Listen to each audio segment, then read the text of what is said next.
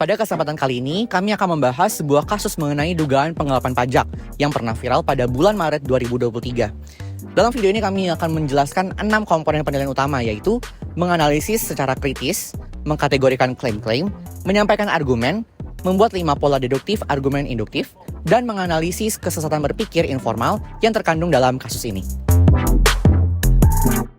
Yang pertama, kami akan menganalisis sebuah kasus mengenai dugaan penggelapan pajak berdasarkan informasi yang kami dapatkan dari artikel Kompas. Mahfud MD, selaku Menteri Koordinator Politik, Hukum, dan Keamanan, mengatakan bahwa terdapat transaksi mencurigakan sebesar 300 triliun yang terjadi di lingkungan Kementerian Keuangan, khususnya Direktorat Jenderal Pajak dan Direktorat Bea Cukai yang melibatkan 467 pegawai dari 160 laporan, yang dimana kasus ini terjadi pada periode 2009 hingga 2023. Mahfud MD juga menegaskan bahwa kasus ini bukan kasus korupsi maupun tindak pidana pencucian uang alias TPPU, melainkan hasil temuan Pusat Laporan dan Analisis Keuangan. Wakil Menteri Keuangan juga menegaskan bahwa dalam proses pembuktiannya, pihak-pihak terkait harus dapat membuktikan harta dan aset tersebut bukan dari hasil pencucian uang. Jika pihak yang bersangkutan tidak dapat membuktikan, maka aset tersebut akan diambil. Selanjutnya, saya akan menganalisis klaim-klaim. Ada banyak klaim yang bisa dikategorikan dalam kasus ini. Pertama, ada kalimat yang menyatakan terdapat akumulasi laporan mengenai transaksi mencurigakan sejak tahun 2009 hingga tahun 2023, di mana kalimat ini termasuk dalam klaim faktual, dikarenakan berdasarkan pada bukti nyata apa yang ada. Ada juga kalimat yang menyatakan keterlambatan respons terhadap laporan transaksi mencurigakan dianggap sebagai masalah, di mana kalimat ini termasuk dalam klaim nilai, dikarenakan kalimat tersebut mengandung asumsi pribadi orang tanpa tahu kebenarannya. Selain itu, ada juga kalimat yang menyatakan pandangan Mahfud MD bahwa kesibukan yang luar biasa menjadi penyebab dari kurangnya respons terhadap laporan-laporan tersebut, di mana kalimat ini termasuk dalam klaim subjektif, dikarenakan klaim subjektif merupakan sebuah kalimat yang mengacu pada kriteria standar pribadi. Serta selain klaim-klaim, ada juga kalimat yang menyatakan terdapat laporan atau dugaan adanya penggelapan pajak dalam kasus ini. Namun belum ada bukti konklusif yang secara tegas membuktikan kebenaran klaim tersebut, di mana kalimat ini termasuk dalam jenis kalimat non-klaim, dikarenakan kalimat non-klaim merupakan sebuah kalimat yang menggambarkan sebuah ketidakpastian atau sebuah keraguan.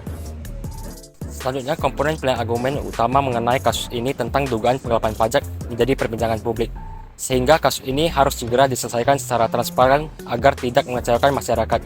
Tujuannya untuk mencari tahu apakah transaksi tersebut masuk ke dalam kategori korupsi atau pencucian uang, di mana transaksi kecurigaan tersebut bukan jumlah yang kecil. Jika diakumulasikan dapat mencapai 300 triliun rupiah. Dengan pemeriksaan kasus ini, pihak KPK dapat mencari bukti yang lebih akurat, sehingga kasus ini dapat segera ditindaklanjuti. Selanjutnya saya akan menyampaikan argumen kontra mengenai dugaan penggelapan pajak, di mana dalam menduga terdakwa diperlukan sebuah bukti yang kuat dan jelas. Dalam kasus ini, bukti yang dimiliki hanyalah berupa catatan keuangan yang tidak sesuai, yang memunculkan banyak kecurigaan terhadap kasus tersebut. Selanjutnya, adapun deduktif spesifik merupakan cara memandang suatu hal dari yang umum ke hal yang khusus untuk mengambil sebuah kesimpulan. Contoh deduksi spesifik pertama yaitu modus ponens. Pada kasus ini, modus ponens yang kami temukan yaitu jika terjadi kasus penggelapan pajak, maka akan ada konsekuensi hukum yang harus dihadapi. Kesimpulannya, semua orang yang terlibat dalam kasus dugaan penggelapan pajak akan berhadapan dengan hukum. Kedua, modus tollens, yaitu jika seseorang melakukan penggelapan pajak, maka mereka melanggar hukum. Tidak ada pelanggaran hukum yang terjadi dalam kasus ini. Kesimpulannya, tidak ada penggelapan pajak yang terjadi. Ketiga, silogisme hipotesis, yaitu jika terjadi penggelapan pajak, maka ada konsekuensi hukum. Jika ada konsekuensi hukum, maka akan ada penegakan hukum. Keempat, silogisme disjungtif, yaitu terjadi penggelapan pajak atau tidak terjadi penggelapan pajak. Tidak terjadi penggelapan pajak, maka terjadi penggelapan pajak. Kelima, entimen, yaitu jika terjadi penggelapan pajak, maka ada konsekuensi hukum.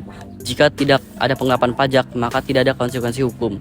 Terjadi penggelapan pajak atau tidak ada penggelapan pajak, maka ada konsekuensi hukum atau tidak ada konsekuensi hukum. Selanjutnya menganalisis kesesatan. Kesesatan formal adalah kesalahan dalam percakapan biasa dan biasanya disebut dengan kesesatan bahasa. Pada intinya terdapat 3 klasifikasi pokok, yaitu kesesatan menghemat ambiguitas, kesesatan relevansi, dan kesesatan presumpsi. Dari kasus dugaan penggelapan pajak, kita dapat menemukan satu contoh kesesatan relevansi, yaitu kasus dugaan penggelapan pajak seseorang pengusaha yang mengangkat isu terkait karakter pribadi dengan perilaku tersangka, seperti laporan dugaan korupsi sebesar 300 triliun rupiah. Sedangkan salah satu contoh kesesatan berpikir informal mengenai oversimplification atau pengurangan yang berlebihan tentang kasus ini adalah terdapat statement dari Mahfud MD bahwa kasus ini telah terjadi dari tahun 2009. Namun karena bukti yang didapat tidak kuat, maka kasus ini tidak dapat diproses. Selain itu, terdapat contoh lain yaitu hasty generalization, generalisasi yang tergesa-gesa. Dalam kasus ini yaitu terdapat dugaan transaksi mencurigakan senilai 300 triliun rupiah. Namun, masih belum ada kejelasan yang pasti yang sama dengan istilah hasty generalization, yaitu argumen yang menggeneralisasi suatu hal yang didasari pada sampel yang sangat sedikit, sehingga menyebabkan simpulan menjadi tidak akurat.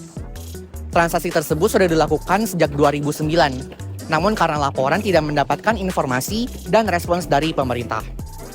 Oleh karena itu, Mahfud MD menyatakan bahwa kasus ini bukan salah Menteri Keuangan yaitu Sri Mulyani, karena sejak 2009 Indonesia sudah mengganti Menteri Keuangan sebanyak 4 kali, dan menteri-menteri yang pernah menjabat ini tidak melakukan tindakan-tindakan tersebut, tapi akan melaksanakannya jika terdapat panggilan dari atasan.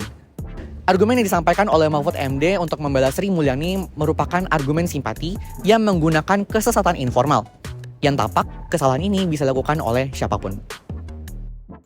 Terakhir, saya akan menyampaikan argumen induktif dari kasus dugaan penggelapan pajak. Berdasarkan data yang tersedia, banyak kasus penggelapan pajak yang terungkap setiap tahunnya. Dengan demikian, pemerintah selalu melakukan upaya untuk memerangi penggelapan pajak. Dengan terjadinya kasus ini, pendapatan yang seharusnya diperoleh negara menjadi pendapatan yang digunakan untuk pribadi.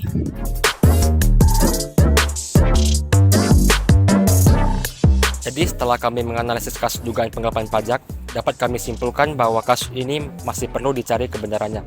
Karena bukti yang baru didapatkan pada saat ini masih belum cukup kuat di hadapan hukum, sehingga diperlukan untuk mencari klaim yang lebih faktual. Sekian dari kami, semoga analisis kami mengenai kasus dugaan penggelapan pajak ini dapat menambah wawasan kalian semua. Terima kasih.